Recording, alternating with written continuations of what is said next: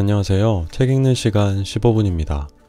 오늘 제가 읽어드릴 책은 생각이 돈이 되는 순간이고요. 저자는 앨런 가넷, 출판사는 RH 코리아입니다. 이 책은 프롤로그와 두 개의 파트 그리고 에필로그로 구성되어 있는데요. 프롤로그의 제목은 성공의 패턴, 파트 1의 제목은 크리에이티브에 관한 거짓말, 파트 2의 제목은 돈이 되는 크리에이티브의 법칙, 에필로그의 제목은 당신의 패턴입니다. 각 파트는 다시 여러 개의 장으로 나뉘어지는데요. 프롤로그부터 읽어드리도록 하겠습니다. 프롤로그, 성공의 패턴. 창의성이란 본질적으로 이런 것이다 또는 저런 것이다 하는 거짓말들은 익히 들어봤을 것이다. 오랜 세월 우리는 번개가 번쩍하는 순간에 기막힌 아이디어가 떠올랐다는 특별한 사람들의 이야기를 믿어왔다. 베스트셀러 소설을 쓰거나 찬탄을 자아내는 그림을 그리는 일, 그것도 모자라 확산 속도가 빠른 모바일 앱을 개발하는 일에도 합리적인 생각이나 논리와는 무관한 신비한 요소가 개입되곤 한다. 이러한 요소는 우리 같은 하찮은 인간이 아닌 천재들만의 전유물처럼 보인다.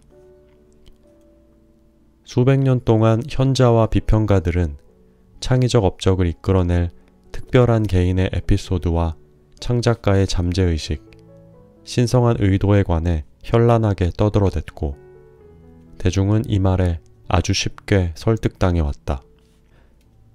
이 책의 목적은 히트한 창작품 속의 숨은 진실을 드러내는 것이다. 많은 이들이 열광한 작품 뒤에는 분명한 과학적 근거가 있다. 그리고 오늘날 우리는 신경과학의 발전 덕분에 인기 작품을 창작하는 데 필요한 영감의 순간을 해독하고 구조를 밝힐 수 있는 전례 없는 능력을 갖추게 되었다. 나는 늘 패턴에 남다른 관심을 가졌고 패턴에 매혹되었으며 패턴을 찾는데 열중해왔다. 어릴 적에는 컴퓨터 게임을 몇 시간씩 하면서도 인공지능이 어떤 식으로 작동하기에 가상의 적을 무찌르고 왕국이나 행성을 구할 수 있는지 알아내고자 패턴이 나타나길 기다렸다. 이 같은 버릇은 10대 때 게임 프로그램 출연에 대한 집착으로 이어졌고 결과도 꽤 괜찮았다. 나의 이러한 집착은 최근 들어 두 곳에서 안주할 자리를 찾았다. 나는 낮에는 대형 브랜드 기업들이 그들의 마케팅 데이터 안에 함축된 의미, 즉 패턴을 찾도록 도와주는 회사를 운영한다.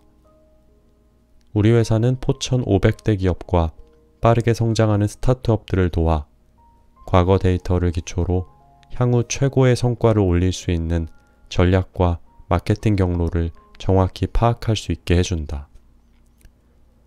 나는 밤에는 히트한 창작품 속에 숨은 패턴을 찾는 일과 관련된 일이라면 뭐든지 한다. 지난 2년 동안 나는 크리에이티브 분야에서 성공한 세계적 거장들을 찾아 몇몇을 인터뷰했다. 유명한 셰프부터 베스트셀러 소설가, 심지어 최고 유튜버들과 식사를 하거나 담소를 나누었고 소위 천재 크리에이터라고 불리는 이 시대의 리더들과 스카이프로 대화하기도 했다. 또 창의성, 천재성, 신경과학 연구 분야에서 네로라 하는 학자들과도 이야기 나눌 기회를 가졌다. 그렇게 해서 내가 알아낸 것이 무엇일까? 결국 창의성을 둘러싼 신화는 신화에 불과하다는 사실이다. 이는 엑스맨처럼 남다른 초능력을 가지고 태어나지 않아도 위대한 예술작품을 창조하거나 큰 기업을 이룰 수 있다는 말이다. 사실 히트작을 낸 크리에이터들은 이를 만들기 위해 지렛대로 활용하는 패턴이 있었다. 그리고 이는 대부분의 사람들이 이용할 수 있는 패턴이다. 직관적이긴 하지만 배울 수 있으며 신비주의와는 아무런 관련이 없다. 환각제를 들이마시지 않아도 놀랍고 위력적인 영감과 통찰의 순간을 맞이할 수 있다. 앞으로 이 책에서 소개할 내용을 토대로 삼는다면 당신도 크리에이티브 분야에서 세계 최고의 천재들이 이룩한 것을 의도적으로 따라할 수 있고 이를 통해 당신만의 위대한 아이디어를 창작해내고 실행하며 목표에 조금씩 다가설 수 있을 것이다. 그럼 이제 시작해보자. 앨런 가넷. 파트 1. 크리에이티브에 관한 거짓말. 1장. 꿈이 만든 작품. 1963년 11월 폴 맥카트니는 잠에서 깼지만 꿈속에서 들은 멜로디가 머릿속을 떠나지 않았다. 21살의 팝스타는 런던 한복판 원폴 스트리트 57번지 꼭대기층에 살고 있었다. 그는 침대에서 일어나 방 한구석에 놓인 작은 피아노로 엉거주춤 다가갔다. 어떤 식으로 진행되었더라? 그는 피아노 앞에 앉아 꿈에서 들은 음표들을 되살려내려 했다. 아주 익숙한 멜로디였다는 생각이 들었다. 용케도 악절이 짜맞춰졌다. G, F샵 마이너 7, B, E 마이너, E. 그는 그 멜로디를 반복해서 연주했다. 멜로디 진행 방식이 마음에 들었지만 아무리 생각해도 예전에 한번 들었다가 희미하게 잊힌 노래 같았다. 이미 있는 멜로디가 아닌지 불안했다. 너무 익숙해 라고 생각하며 어디서 들었지? 라고 물었다. 맥카트니가 꿈에서 들은 선율은 예스터데이란 이름으로 탄생했다. 세계 음악 역사상 가장 많이 녹음되고 3,000개 이상의 다른 버전으로 편곡된 명곡이다. 이 노래는 미국 TV와 라디오에서 700만 번 이상 전파를 탔고 사상 4번째로 많은 수익을 올렸다. 맥카트니 자신도 이렇게 말했다. 이 곡은 세기를 강타하는 노래가 될 거야. 실제로 예스터데이는 20세기 최고의 히트곡이라고 해도 과언이 아니다. 그리고 이 노래는 분명 꿈이 만들어낸 결과물이다. 그는 TV 다큐멘터리 비틀즈 앤솔로지에서 그때의 경험으로 창작 활동에 대한 생각이 크게 바뀌었다고 말했다. 놀랍게도 그 곡은 꿈속에서 다가왔어요.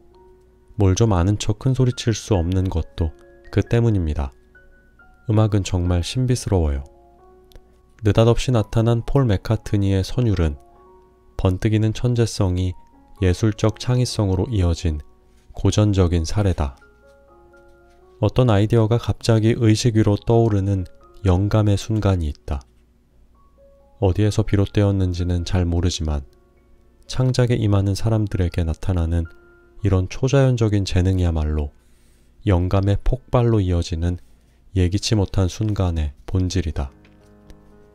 그들은 샤워를 하거나 달리거나 걷다가 멋진 아이디어가 떠오르는 순간을 경험한다. J.K. 롤링이 런던으로 가는 열차 안에서 해리포터를 떠올리고 모차르트가 힘들이지 않고 곡을 풀어내는 등의 이야기는 내가 창의력에 관한 영감이론이라 부르는 것의 현대식 버전이다.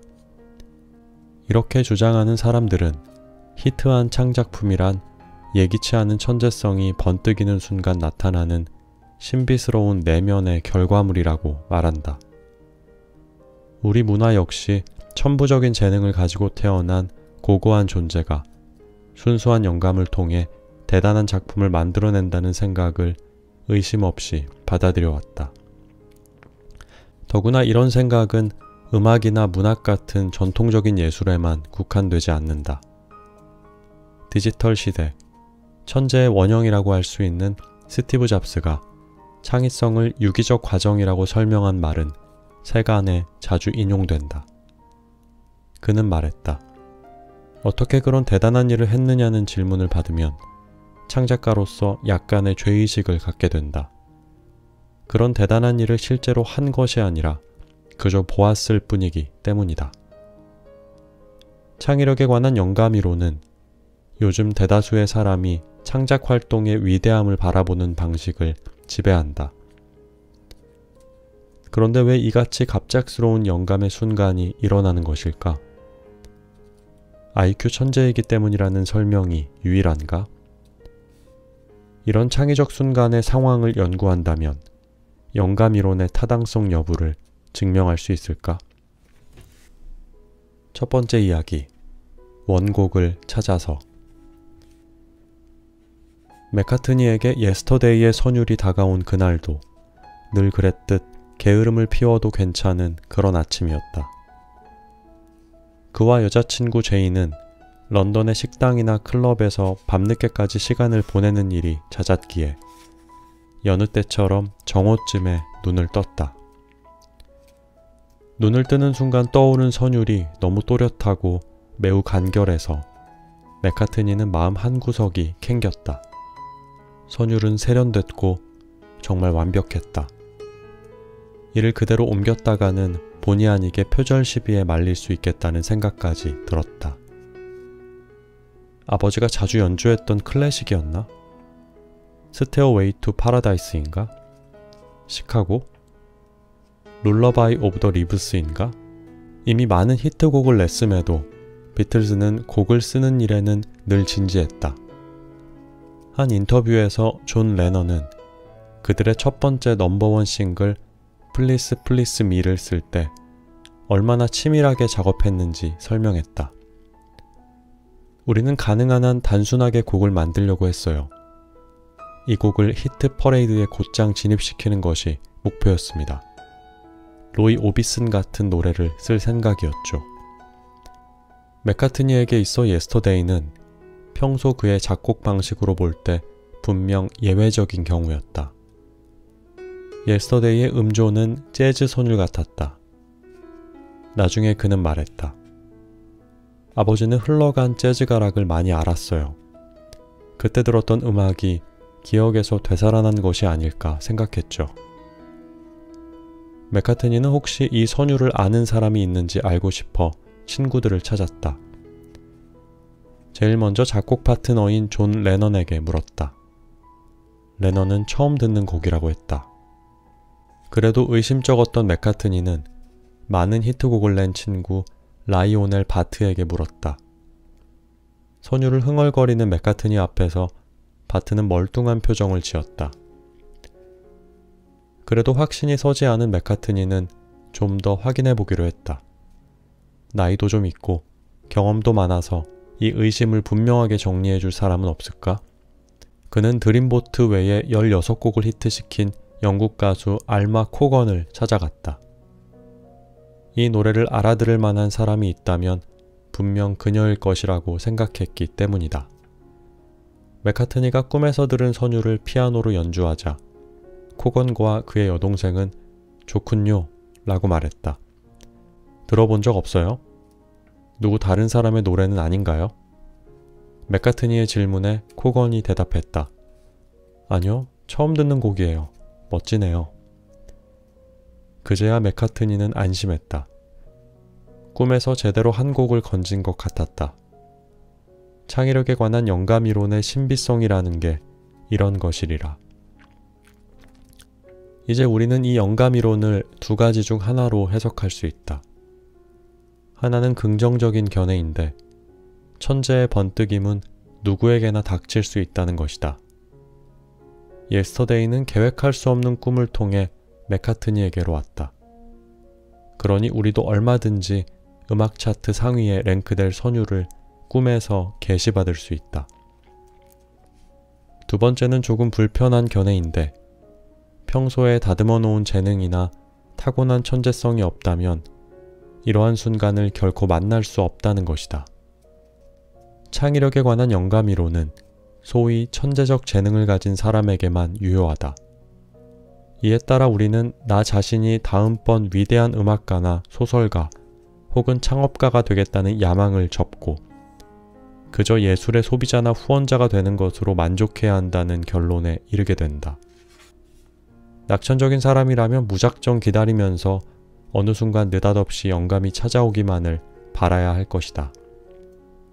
영감 이론은 우리 시대의 창의적 예술가들에게서 나온 수많은 일화를 통해 탄탄한 지지를 얻고 있다.